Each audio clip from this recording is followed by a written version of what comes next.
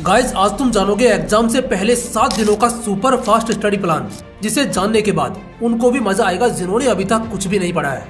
देखिए, जनवरी पूरा खत्म हो चुका है और अब आपके एग्जाम आने में सिर्फ कुछ ही दिन बचे हैं। जो इन लास्ट दिनों का अच्छे से यूज करेगा वही एग्जाम में फूड कराएगा। आप जो ये वीडियो देख रहे हो उनमें से कुछ स्टूडेंट्स के एग्जाम आ चुके हैं और कुछ के आने वाले हैं। इसलिए अब आपके पास जो भी टाइम बचा हुआ है ना, आपको उसमें कुछ ऐसा करना होगा जो आपको इस लाखों की भीड़ से अलग बना दे। क्योंकि मैटर ये नहीं करता कि आपने पूरे साल क्या किया, बल्कि मैटर ये करता है कि आपके पास एग्जाम्स के लिए जो टाइम बचा हुआ था, आपने उसमें ऐसा क्या किया जो आपको टॉप पर ले गया। एग्जाम के इन लास्ट दिनों में आपको ऐसी पढ़ाई करनी है कि आप जब एग्जाम देने जाओ तो आपको ऐसा लगे कि यार जितनी पढ़ाई एग्जाम के इन लास्ट दिनों में की है ना, उतनी पढ़ाई तो पूरे साल में भी नहीं की है। और अगर आप भी एक ऐसे स्टूडेंट हो जिसने पूरे साल मजे लिए हैं, जैसे मन किया वैसे अपने टाइम को वेस्ट किया है और अब उसे डर लग रहा है कि यार कहीं मैं एग्जाम में फेल ना हो जाऊं, तो डोंट वरी। आज के इस वीडियो में मैं आपको 7 डेज का वो सुपर फास्ट स्टडी प्लान देने वाला हूं जिसको अप्लाई करके आप एग्जाम में फूट सकते हो।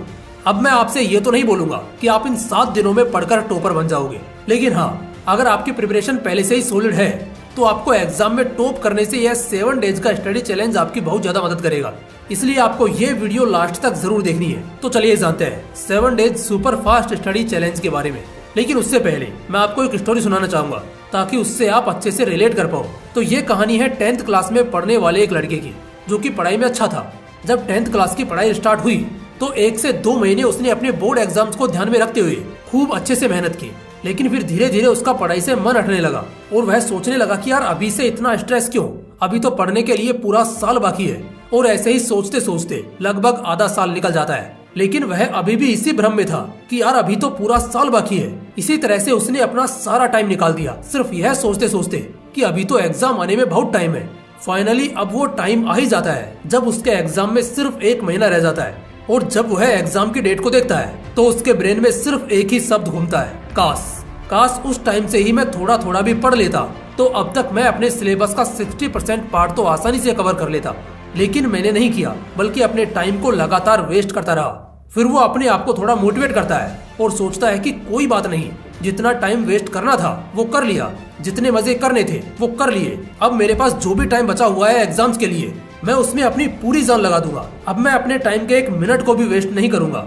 और उसने अच्छे से ठान लिया था कि अब मुझे सिर्फ पढ़ना है। लेकिन अनफॉर्चुनेटली अगले 2-3 दिनों में ही वह बीमार पड़ जाता है और वो इन लास्ट दिनों में भी पढ़ाई नहीं कर पाता है। इस कारण वो लड़का 10th में फेल हो जाता है। अब उसे उसके दोस्त, उसके रिश्तेदार और सब लोग सिर्फ यह ताना मारते थे कि यह 10th क्लास तो पास कर नहीं पाया, पता नहीं लाइफ में क्या कर पाएगा। और उस लड़के के दिमाग में सिर्फ एक ही शब्द गूंजता है कि काश, काश मैं पढ़ लेता तो आज शायद यह सब नहीं सुनना पड़ता। और दोस्तों, ये किसी और की कहानी नहीं है, बल्कि आप में से ही 90% लोगों की कहानी है। तभी तो आप ये वीडियो देख रहे हो।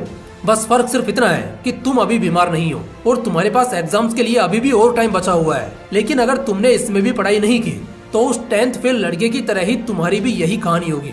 आपके पास अभी भी टाइम है एग्जाम में फोड़ने के लिए। और अगर आप भी ये सोच रहे हो कि मैं तब से पढ़ना स्टार्ट करूंगा जब पढ़ने के लिए अच्छा टाइम होगा, तो मेरे भाई, टाइम अच्छा होता नहीं है, बनाना पड़ता है। इसलिए अब आपके पास जितना भी टाइम बचा हुआ है ना, उसमें दिन रात एक कर दो, क्योंकि लाइफ का कोई पता नहीं है कब क्या हो जाए, उस 10th फेल लड़के की तरह।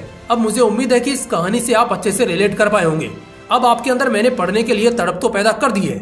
अब आपको जरूरत है एक सही गाइडलाइन की, जिससे आप अच्छे से एग्जाम की तैयारी कर पाओ। इसलिए अब मैं आपको बताने वाला हूँ 7 days super fast study plan, जो आपकी स्टडी को नेक्स्ट लेवल पर लेके जाने वाला है। तो चलिए इसको डीप में समझते हैं। डे 1, आपके पास जो 7 दिन है ना, उसमें से फर्स्ट डे में आपको अपने सिलेबस को एनालाइज करना है कि किस चैप्टर में कितने नंबर का क्वेश्चन बनता है और क्वेश्चन किस तरह से बनता है और यह कैसे करना है। चलिए बताता हूँ। इसके लिए आपको पिछले 5 साल के क्वेश्चन पेपर उठाने हैं और उसमें आपको यह देखना है कि हर साल किस चैप्टर से किस टाइप का क्वेश्चन बनता है। जैसे कि आपका कोई चैप्टर है कोशिका, और अब आपको 2019 का क्वेश्चन पेपर उठाना है और उसमें यह देखना है कि 2019 में इस चैप्टर से किस किस टाइप का क्वेश्चन बना है और उसको आपको नोटबुक में नोट कर लेना है। और इसी तरह से आपको 2020 से 2023 तक के क्वेश्चन पेपर्स भी उठाने हैं और उनमें भी यही देखना है कि इस चैप्टर से किस ईयर में किस टाइप का क्वेश्चन बना है। इससे आप ये अच्छी तरह से समझ जाओगे कि अब की बार इस चैप्टर से कौन सा क्वेश्चन बनने वाला है। इसमें थोड़ा टाइम जरूर लगेगा, लेकिन आपको इसी तरह से अपने हर सब्जेक्ट का फॉर्मेट तैयार कर लेना है कि किस ईयर में किस चैप्टर से कौन सा क्वेश्चन बना है। इसमें आपको पूरा 1 दिन लगेगा। उसके बाद में पूरे 5 सालों के पेपर का ब्लूप्रिंट आपके हाथों में होगा और इस ब्लूप्रिंट से आप यह भी जान जाओगे कि आपको क्या पढ़ना है और क्या नहीं, क्योंकि टाइम ऑलरेडी बहुत कम है। इसमें सिर्फ वही पढ़ना है जो आपको अच्छे मार्क्स दिला सके और अभी के लिए यही हमारा सिलेबस है।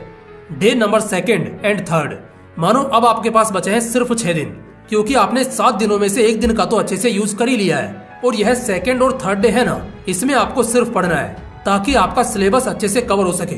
यहाँ पर सिलेबस का मतलब वो मोस्ट इम्पोर्टेंट पार्ट है जो आपने लास्ट 5 ईयर क्वेश्चंस को देखकर सेलेक्ट किया है।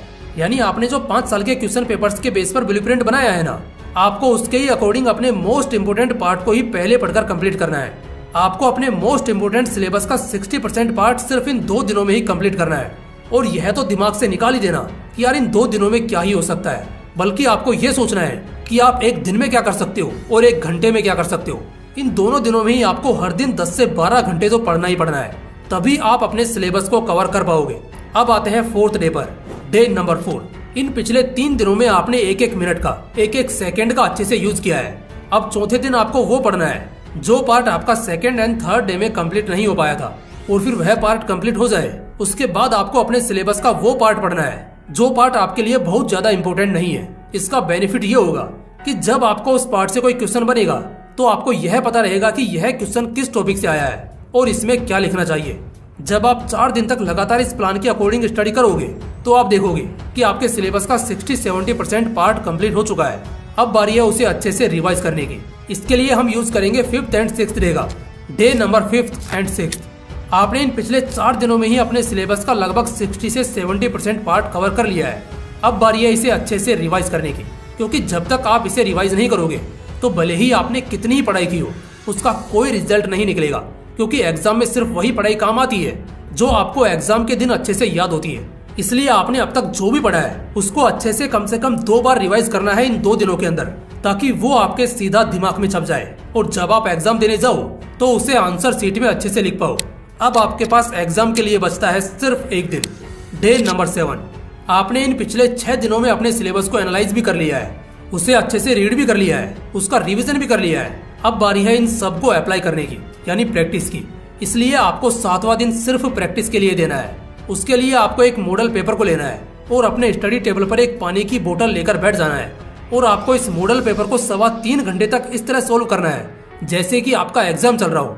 इस तरह पेपर सोल्व करने से आपको एक्चुअल में यह पता चलेगा कि आपको एग्जाम पेपर को सोल्व करने में कितना टाइम लग रहा है, और इस तरह से आपको कम से कम 2 मॉडल पेपर सोल्व करने हैं। और अगर उसके बाद भी आपके पास टाइम बचता है तो उसमें आपको एग्जाम की टेंशन से फ्री होकर थोड़ा सा एंजॉय करना है, ताकि आप एनर्जेटिक फील कर पाओ। और फिर रात को एकदम मस्त सोना है, कम से कम 8 घंटे, ताकि पढ़ा हुआ आपको एग्जाम में याद आ सके। तो गाइस, अगर आप कुछ इस तरह से इस 7 days super fast study challenge को कंप्लीट कर लेते हो तो समझो आप एग्जाम में फोड़ने के लिए रेडी हो।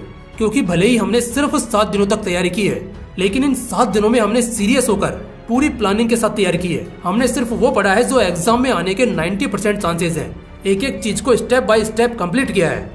और जो बंदा पूरी प्लानिंग के साथ जंग लड़ने के लिए तैयार होता है तो उसको जंग में हराना लगभग नामुमकिन होता है। इसलिए आप पूरे कॉन्फिडेंस के साथ एग्जाम को फोड़ने के लिए रेडी रहो। तो गाइस, आप सभी को मेरी तरफ से एडवांस में बेस्ट ऑफ लक, क्योंकि मुझे पूरा यकीन है कि भले आपने तैयारी कम की हो लेकिन फिर भी तुम एग्जाम में फोड़ने वाले हो। और कमेंट में यह लिखकर जरूर बताना कि फिलहाल आपका सिलेबस कितना % कंप्लीट हो चुका है। बाकी अगर वीडियो अच्छा लगा तो इसे लाइक करना और अपने दोस्तों के साथ जरूर शेयर करना। फिर मिलते हैं इसी तरह के एक और बवाल वीडियो के साथ। जय हिंद, जय श्री कृष्णा।